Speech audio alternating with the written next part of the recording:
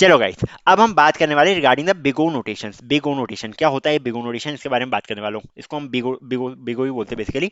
सो मान लो एक क्वेश्चन है आपके लिए। मान लो आपको घर बनवाना है, अपना आपको अपना घर बनवाना है जिसमें आप रहने वाले हो। अब देखो, अगर आप किसी को कॉन्ट्रैक्ट दे रहे हो कि यार ये घर बनवाना है, ये ईंटें आएगी, ये जो है यहाँ इतनी सीमेंट लगेगी, इसमें ये स्टेप से स्ट्रक्चर होगा, इंटीरियर डिजाइनिंग स्टेप से होगा, वगैरह वगैरह। तो आप क्या करते हो, आप निकालते हो एक एस्टिमेट। ओके, आप क्या निकालते हो, आप एक एस्टीमेट निकालते हो। एस्टीमेट निकालते हो, एंड एस्टीमेट में क्या मेंशन रहता है, एस्टीमेट हमें बताता है कि ज्यादा से ज्यादा कितना खर्चा हो सकता है, ज्यादा से ज्यादा कितना खर्च हो सकता है, उसके ऊपर खर्चा हमारा नहीं जाने वाला है। इस टाइप से एस्टीमेट आपको बता देता है। मान लो आपके लगने वाले हैं इसमें 20 लाख रुपीज, 20 लाख रुपीज आपके घर बनाने में लगने वाले हैं, वैसे इससे ज्यादा ही लगेंगे, बट फिर भी मान लो 20 लाख रुपीज आपके लगने वाले हैं घर बनाने में।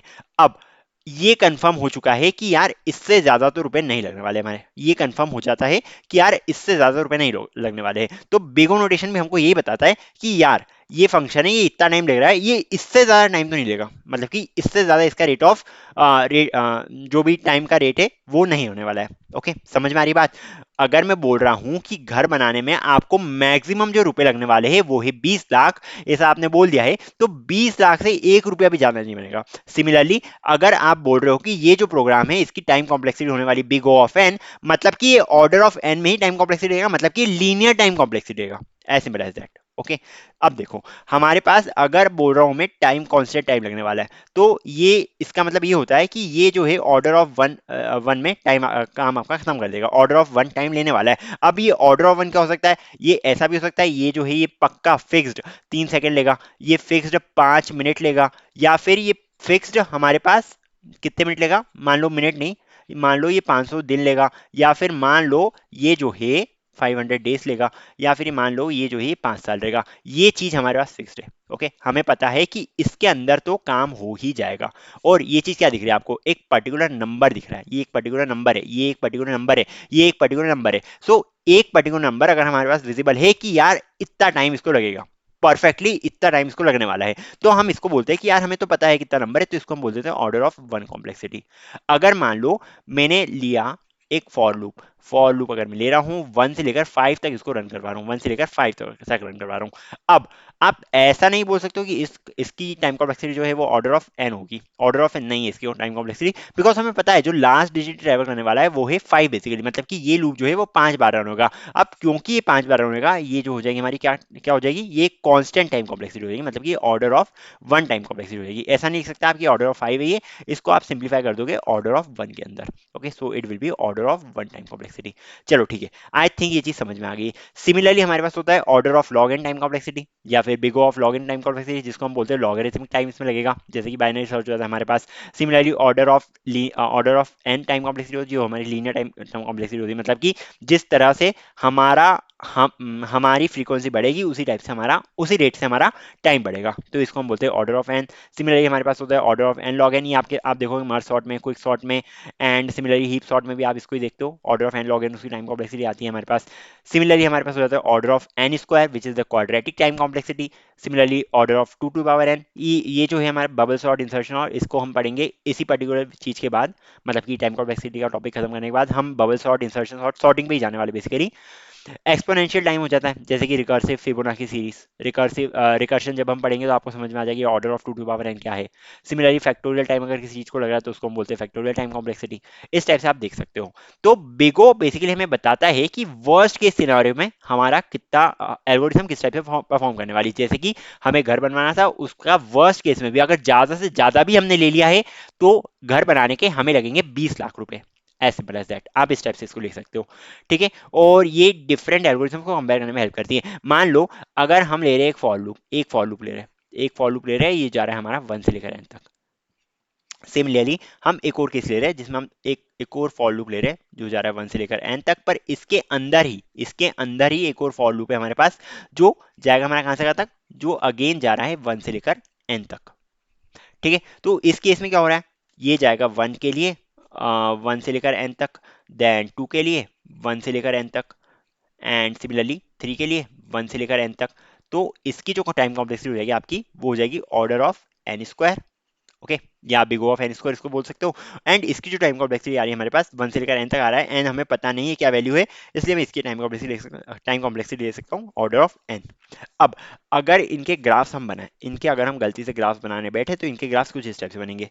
ये आ गया हमारा फर्स्ट का ग्राफ। ओके, बेसिकली ये एक लीनियर लाइन है, एक लाइन ही बना देता हूँ, कोई दिक्कत नहीं है। So this is basically simple line. अगर मैं इसके थ्रू बनाऊं, एक्चुअली ये दिखता नहीं है, भगवान जाने क्यों। तो चलो मैंने इस टाइप से कुछ बना दिया इसको, एंड ये लाइन हमारी कुछ आएगी इस टाइप से, या फिर ये लाइन जो हमारी इस टाइप से भी हो सकती है, या फिर ये लाइन हमारी कुछ इस टाइप से भी हो सकती है, no problem in that. But ये इस टाइप की लाइन आएगी और हमारे पास क्या है, लीनियर टाइम कॉम्प्लेक्सिटी है, इसको हम बोलते हैं क्या, लीनियर टाइम कॉम्प्लेक्सिटी। ये है हमारे पास लीनियर।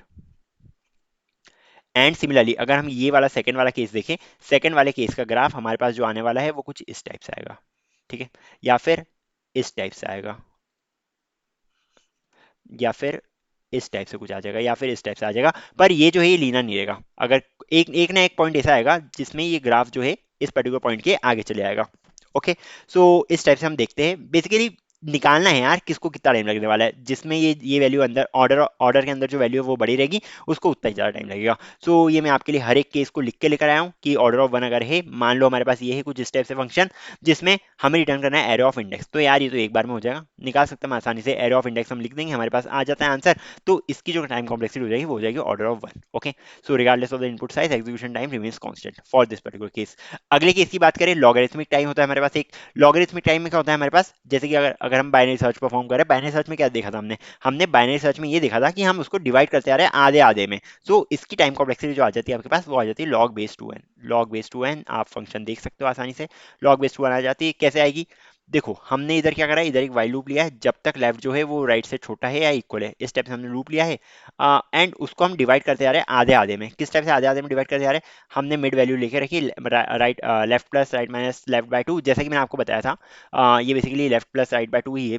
अगर आप सिंपल सिंपल वाला केस कंसिडर करो तो अगर मिड टारगेट हो जाता है तो अपन रिटर्न कर देंगे मिड, नहीं तो उसको आधा कर देंगे, लेफ्ट को मिड प्लस वन कर देंगे, या फिर राइट को मिड माइनस वन कर देंगे। हम इस टाइप से कर सकते हैं। या फिर स्टार्ट को mid plus one and and को मिड माइनस वन, इस टाइप से हम कर सकते हैं। ओके, सो इस केस में हमारे पास जो टाइम कॉम्प्लेक्सिटी रहेगी वह रहेगी order of log n time complexity.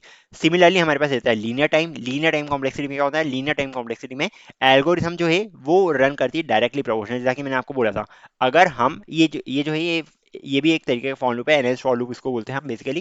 ऐसा जरूरत नहीं है, इसका मतलब ये है कि अगर नंबर जो है वो जीरो से लेकर एरे डॉट लेंथ तक जा रहा है तो वही है, वही फॉर लूप लगाया हमने सिंपल सा, और कुछ नहीं है इसका।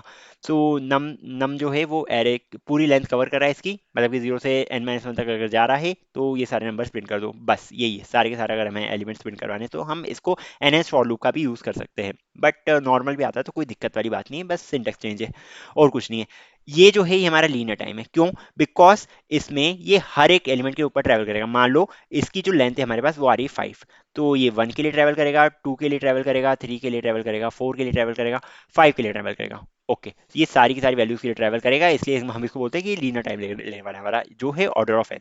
सिमिलरली हमारे पास एक होता है लॉगरिथमिक टाइम लेने वाला, जैसा कि मैंने आपको बताया मर्ज सॉर्ट, क्विक सॉर्ट, ये एल्गोरिथम्स हम पढ़ेंगे जब हम पढ़ेंगे डिवाइड एंड कॉन्कर एल्गोरिथम, तो उसमें हम पढ़ेंगे merge sort and quick sort के बारे में। इसमें होता क्या है, इसमें बेसिकली ये order of N log n time लेता है। ओके, ये order of N log n time लेता है, देख लो इस टाइप से हमारा इसका सिंटैक्स रहता है। जब ये दोनों एल्गोरिथम्स पढ़ाऊंगा आपको मैं, तो आपको अच्छे से बता दूंगा, या सॉर्टिंग एल्गोरिथम्स बेसिकली।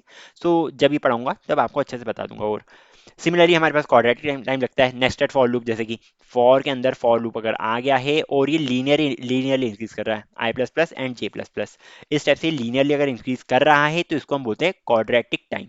ओके, या फिर order of n square time बोलते हैं इसको। सिमिलरली क्यूबिक होता है हमारे पास, इसमें आई प्लस प्लस हो रहा है, जे प्लस प्लस हो रहा है, के प्लस प्लस हो रहा है। ओके, आई जे के तीनों का प्लस प्लस कर रहे हैं, मतलब कि फॉर के लूप के अंदर एक और फॉर लूप है जिसके अंदर एक और फॉर लूप है, तीन फॉर लूप है हमारे पास एक के अंदर एक, तो ये हो जाएगा हमारे पास क्यूबिक टाइम। अब मान लो मेरे पास कुछ इस टाइप से, मान लो मैंने एक फॉर लूप बनाया कुछ ऐसा जो ले आ रहा है 1 से लेकर एन तक।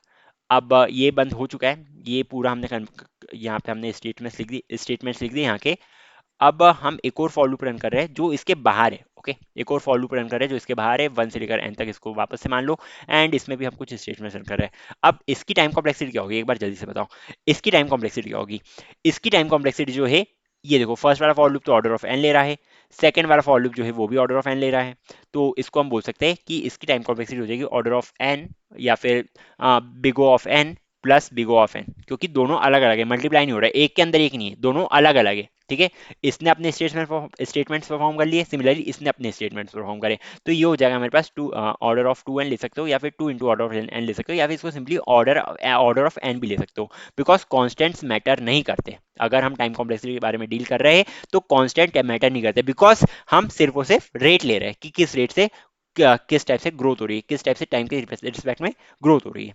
ओके, हम बस वही ले रहे हैं। आई थिंक समझ में आ रहा होगा। सिमिलरली हमारे पास होता है एक्सपोनेंशियल टाइम। अगर आप फिबोनाची सीरीज को लेते हो यूजिंग रिकर्शन, रिकर्शन की मदद से आप फिबोनाची सीरीज को लेते हो, तो इसमें order of two to power n time लगता है। एंड रिकर्शन में आप जो भी केस लेते हो order of n to the power n time ही लगता है, order of two the power n time लगता है। मतलब एन कुछ भी हो सकता है, या m to the power n time लगता है, इस टाइप से आप बोल सकते हो। ये हम पढ़ेंगे रिकर्शन जब हम पढ़ेंगे, जिसमें अभी बहुत टाइम है थोड़ा। सो जब रिकर्शन पढ़ेंगे इसके बारे में और समझ आ जाएगा। एंड ये सबसे वर्स्ट टाइम कॉम्प्लेक्सिटी है, ओके, क्योंकि इतना ज्यादा टाइम लग रहा है, order of two to power n, and इससे वर्स्ट कॉम्प्लेक्सिटी जो है वो है हमारे पास n to the power n. Okay, ये उससे भी वर्स्ट टाइम कॉम्प्लेक्सिटी है। सो इस टाइप की टाइम कॉम्प्लेक्सिटी आती है, तो ये बहुत ही वर्स्ट कॉम्प्लेक्सिटी है, इसको हमें अवॉइड करना है। इसको हम जितना ऑप्टिमाइज कर सकते हो, ऑप्टिमाइज मतलब इसकी टाइम कॉम्प्लेक्सिटी जितना कम कर सके हम उतनी करने की हमें कोशिश करनी चाहिए वैसे तो। चलो ठीक है, ये समझ में आ गया है।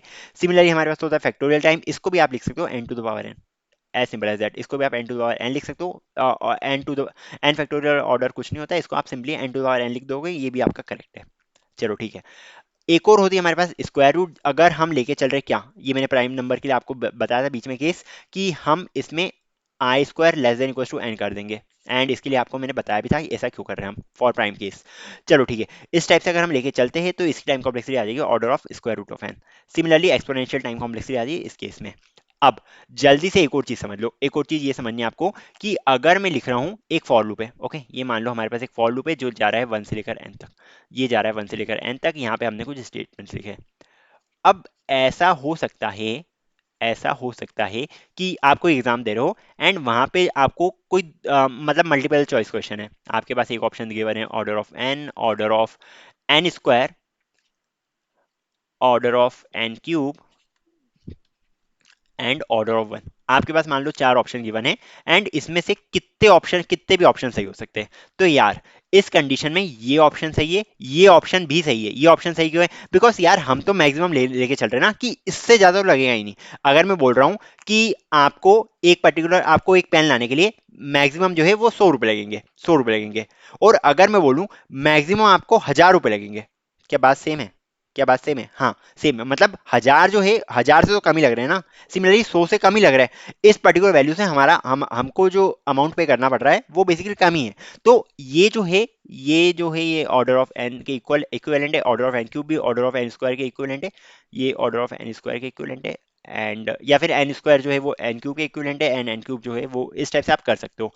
बेसिकली ऐसा बोल सकता हूँ मैं, ऑर्डर ऑफ एन जो है आपका वो इक्वल है ऑर्डर ऑफ एन स्क्वायर के, एंड ये इक्विवेलेंट है ऑर्डर ऑफ एन क्यूब के। ठीक है, बात समझ में आ रही है आपको? ये इक्विवेलेंट है ऑर्डर ऑफ एन क्यूब के। तो अगर आपको ये एग्जामिनेशन देने जा रहे हो, वहां पे आपसे पूछा है कि इसकी टाइम कॉम्प्लेक्सिटी क्या है, तो ये तीनों के तीनों ऑप्शन सही रहेंगे। पर अगर उनने गलती से पूछ लिया कि सबसे ज्यादा ऑप्टिमाइज्ड टाइम कॉम्प्लेक्सिटी क्या है, ठीक है, वर्ड को समझ के चलो, ऑप्टिमाइज्ड। ऑप्टिमाइज्ड टाइम कॉम्प्लेक्सिटी जो है हमारे पास, ऑप्टिमाइज सबसे ज्यादा अगर पूछ लिया हमसे, तो एक ही ऑप्शन सही होगा, which is order of n. मतलब कि सबसे करीब है, जो इसके सबसे करीब है, वो टाइम कॉम्प्लेक्सिटी कौन सी है? वो टाइम कॉम्प्लेक्सिटी आपकी आ रही है order of n. So this will be the correct answer, अगर हमसे पूछा है सबसे ज्यादा ऑप्टिमाइज टाइम कॉम्प्लेक्सिटी हमें निकालना है तो। आई थिंक बिगो नोटेशंस आप समझ गए होंगे। ओके, बिगो नोटेशंस आपको समझ में आ गई होगी आसानी से। अब कुछ और नोटेशंस होती है, जैसे कि थीटा नोटेशन होती है हमारे पास, एक ओमेगा नोटेशन होती है, स्मॉल नोटेशन होती है, स्मॉल ओमेगा नोटेशन होती है, इस टाइप की अलग अलग नोटेशंस होती है, जिनके बारे में हम बात करेंगे। इस वीडियो को लंबा नहीं करना चाहता, इसलिए बाकी बची हुई सबके बारे में बात करेंगे हम अगले वीडियो में। Okay, so thank you.